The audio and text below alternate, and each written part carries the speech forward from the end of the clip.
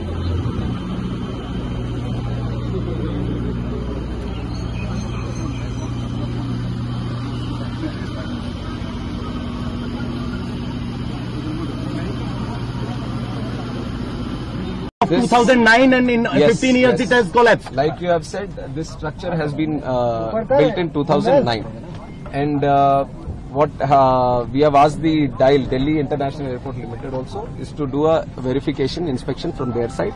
But we are not just leaving it up to themselves. The ministry, from the ministry, we have DGCA also, which underlooks the safety aspect.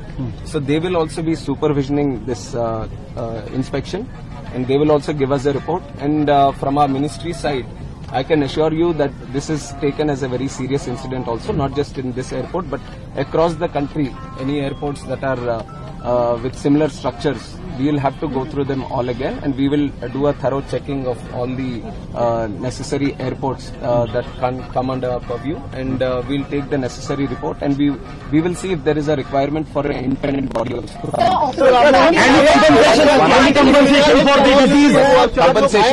Compensation has also been announced, 20 lakh for the deceased, and also for the injured 3 lakhs. Opposition ये आरोप लगा रहा है कि जल्दबाजी में यहाँ पर इनॉग्रेशन किया गया था, तो इसके बारे में मैं क्लैरिफिकेशन दे दूं कि जो प्रधानमंत्री साहब जो इनॉग्रेट किया वो दूसरा बिल्डिंग है, दूसरी तरफ है. जो यहाँ कोलैप्स हुआ है वो 2009 में 2009 में पुरानी बिल्डिंग है, 2009 में जो उस टाइम ओपन हुआ था, तो उसके ऊपर जो इंस्पेक्शन करना है वो अभी करवाएंगे. सर, विजुअल देखने में लग रहा है कि जो अंदर का आयरन बार से वो रस्टेड है, साफ दिखाई दे रहा है, उनपे पेंट भी नहीं है, तो इतनी लापरवाही कैसे थी? हमें अब तुरंत हम कमेंट नहीं कर सकते, इसके ऊपर तो थरो इन्वेस्टिगेशन होना है, और जो टेक्निकल एस्पेक्ट, जो फॉरेंसिक या सिक्योरिटी एस्पेक्ट जो देखते हैं बिल्डिंग का, वो सब अपना रिपोर्ट देंगे, तो उसके हिसाब से हम ये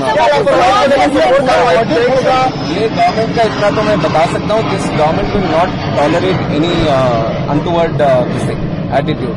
अगर कहीं पे कुछ लापरवाही रहेगी तो ये सरकार जरूर उनके ऊपर. What is your assessment? What could be the reason behind this collapse? That has to be. I just got to know in the morning, and since then we have been. First of all, we wanted no casualties to happen, and all the injured, with any of them, then we wanted to take proper care of them. So we are following that protocol, that we look after the injured first, and also the passengers.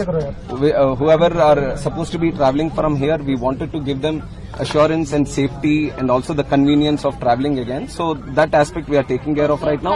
Any technical incidents that you are referring to will all be commented upon after the report comes. T1 कब से operational होने की उम्मीद है? T1 कल तक हम पूरी तरह से इंस्पेक्शन करवाएंगे. अभी तो पूरा इवैक्यूएट कर दिया है, कोई आदमी नहीं है अंदर, तो पूरा बिल्डिंग का इंस्पेक्शन पूरी तरह से होगा. उसके लिए थोड़ा टाइम लेंगे, तो इसलिए जब तक ये बंद है, अभी T2 और T3 से उनके ऑपरेशंस चालू होंगे.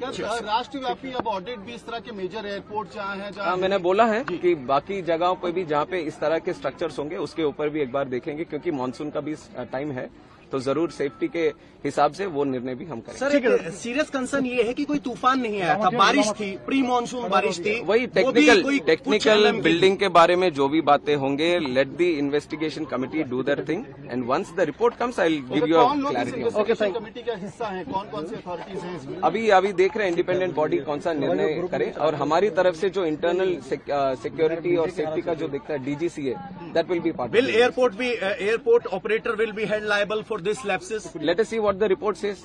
जो भी रिपोर्ट कहेगी उसके हिसाब से वो करेंगे। ठीक, ओके।